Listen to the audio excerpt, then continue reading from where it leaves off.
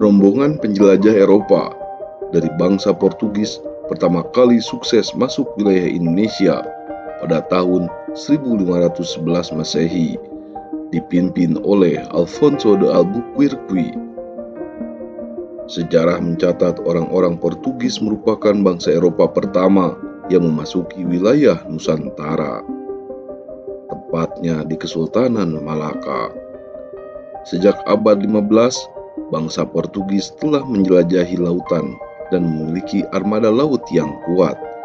Ketika mengetahui di Asia Timur jauh terdapat tanah yang kaya akan rempah, Raja Manuel I memanggil Vasco da Gama, seorang pelaut berpengalaman asal Portugis, untuk melakukan ekspedisi menjelajahi samudera.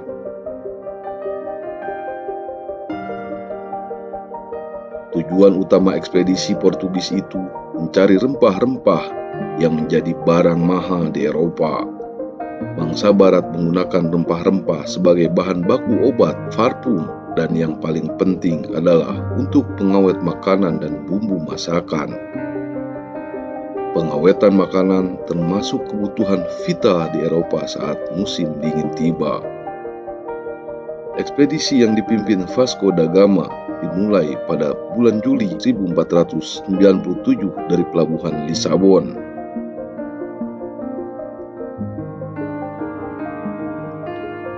Rombongan kapal-kapal bangsa Portugis itu berusaha mencari wilayah sumber rempah-rempah Nusantara lewat rute yang pernah dilalui Bartolomé Dias, yaitu nama terakhir yang merupakan penjelajah Portugis yang berhasil mencapai ujung paling selatan benua Afrika dan singgah di Tanjung Harapan. Rombongan kapal yang dipimpin oleh Vasco da Gama mengawali penjelajahannya dengan menuju kawasan yang kini menjadi wilayah Afrika Selatan itu. Di Tanjung Harapan, Vasco da Gama menyewa pelaut bangsa Moor yang pernah berlayar ke Asia Timur jauh untuk menjadi penunjuk arah.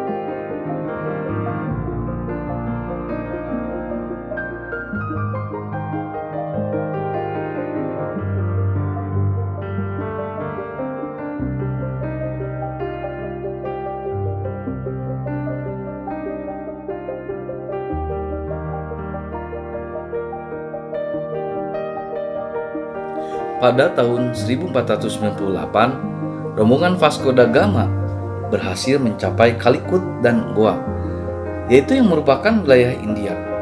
Vasco da Gama kemudian tinggal di India karena mengira daerah tersebut adalah Hindia Timur, yaitu negeri penghasil rempah. Namun setelah tinggal beberapa tahun, ia baru menyadari bahwa tempat tersebut bukanlah penghasil rempah-rempah yang sebenarnya. Maka itu Portugis lantas memberangkatkan ekspedisi lanjutan, yaitu di bawah pimpinan Alfonso de Albuquerque untuk menuju wilayah Malaka. Armada Portugis itu berangkat ke Malaka dengan menggunakan kapal, yaitu yang dilengkapi dengan peralatan perang yang lengkap seperti senapan dan meriam.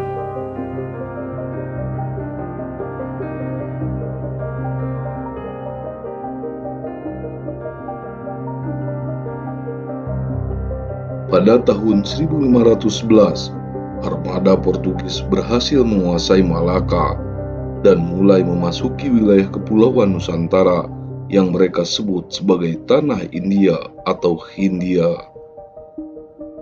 Orang-orang Portugis pun segera mengetahui bahwa kepulauan Nusantara merupakan tanah penghasil rempah-rempah, terutama wilayah Maluku. Rombongan Alfonso de Albuquerque ternyata membawa ambisi yang jauh lebih besar daripada sekedar kulakan rempah-rempah. orang-orang Portugis tersebut segera menyerbu Kesultanan Malaka dan merebut wilayah yang memungkinkan mereka melakukan monopoli perdagangan rempah-rempah. Mereka bisa melakukan monopoli itu karena menguasai pelabuhan yang penting di Selat Malaka. Jalur laut utama yang menghubungkan wilayah Nusantara dengan dunia luar. Ya tidak heran setelah Portugis menguasai Malaka di tahun 1511, banyak pihak yang menentang mereka. Salah satunya adalah Kesultanan Demak dari Pulau Jawa yang mengirimkan armada laut ke Malaka pada tahun 1512 untuk memerangi orang-orang Portugis. Serangan yang dipimpin Pati Unus itu ternyata gagal mengusir Portugis karena Portugis memiliki persenjataan yang lebih lengkap dan maju secara teknologi. Portugis selalu berhasil meredam setiap perlawanan yang dilakukan oleh kerajaan-kerajaan di Nusantara. Hal itu pun membuat Portugis semakin kuat dan berusaha untuk terus memperluas daerah kekuasaannya di wilayah yang kini menjadi Indonesia.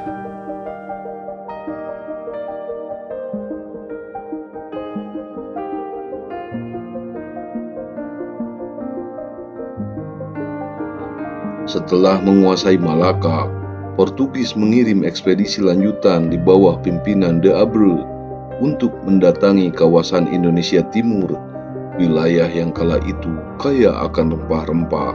Pada tahun 1512, mereka telah sampai di Maluku dan diterima dengan baik oleh Sultan Ternate. Pada waktu itu, Kesultanan Ternate sedang bermusuhan dengan Tidore. Sultan Ternate meminta pasukan Portugis yang memiliki persenjataan lengkap untuk membantu mereka melawan Tidore.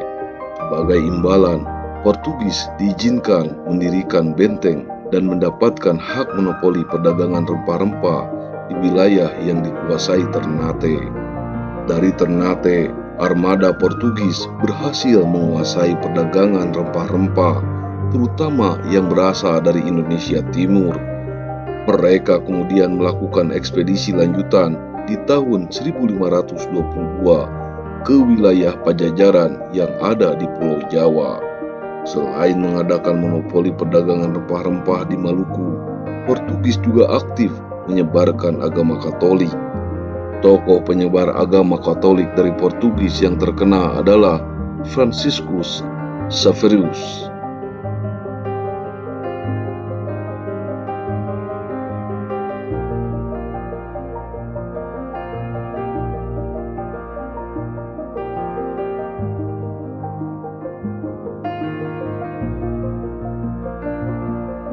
Keberhasilan Spanyol menemukan wilayah baru membuat Raja Portugis, yakni Manuel I, penasaran. Sang raja menitahkan Vasco da Gama untuk berlayar dan menemukan daerah yang kaya akan rempah-rempah. Elaine Sanse dalam Good Hope, The Voyage of Vasco da Gama pada tahun 1967 mengungkapkan perjalanan Vasco da Gama dimulai rute Tanjung Harapan, Afrika. Mereka melanjutkan mengembangkan layar menuju Lautan Hindia. Tahun 1498 Vasco da Gama beserta awak kapalnya tiba di Goa, pantai sebelah barat India. Di negeri ini Portugis membangun kantor dagang beserta benteng pertahanan. Vasco da Gama diberikan hak kuasa atas daerah Goa oleh Raja Portugis. Rombongan Portugis berikutnya yaitu dipimpin oleh Alfonso de Albuquerque untuk melanjutkan upaya dari Vasco da Gama. Pelayaran Alfonso de Albuquerque akhirnya sampai di Malaka, kawasan barat Nusantara. Tahun 1511, Portugis menaklukkan Malaka dan memonopoli perdagangan di sana. Timbul sejumlah konflik. Portugis berulang kali mendapatkan perlawanan dari bangsa Melayu di Malaka maupun dari kerajaan-kerajaan di Nusantara, termasuk dari Jawa. Ternyata Portugis mampu menandingi dan meredam perlawanan-perlawanan tersebut. Bahkan monopoli yang dijalankan Portugis di Malaka akhirnya meluas sampai ke kawasan timur Nusantara dan berhasil mengenyahkan Spanyol. Portugis termasuk salah satu bangsa barat yang menjamah Nusantara. Selain Spanyol, Inggris, Perancis, Belanda, dan Jepang, hingga Indonesia menyatakan kemerdekaan pada tanggal 17 Agustus 1945.